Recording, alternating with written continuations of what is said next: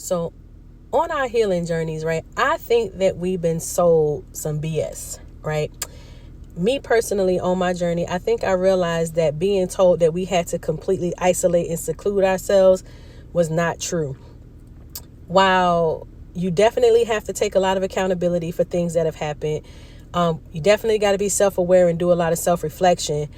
I believe that it sets us up for failure when we completely isolate ourselves and believe that we're completely healed by ourselves. Now, there are some things we can definitely be healed from and we can progress from individually. But interacting with other people also gives rise to other areas that we might need to deal with. And you can only deal with them if you interact with other people. So I believe that having us completely secluded, completely cutting off the world and society and the people who we need to interact with is not the answer. And also, how do you know that the healing that you've been through is working if we don't test it out in the world when we're dealing with people? Like, how do you know that you've become a more patient person if you're not in situations that will test your patience? You won't know, right?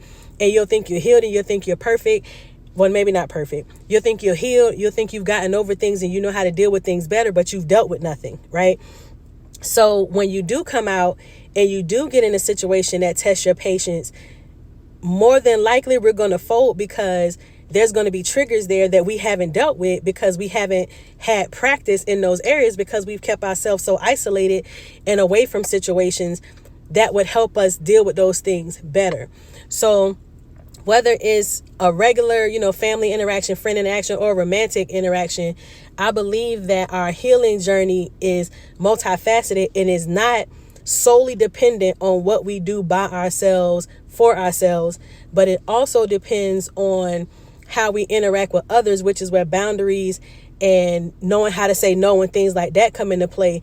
Those things are very important to our healing process too. And the only way we can learn those things is if we interact with others. So it's very important to not completely rely on the work that we do for ourselves by ourselves when it comes to our healing journey, because the points that we reach with other people when they're involved and we get tested and triggered, those things we have to work through, and they contribute to our overall healing process too.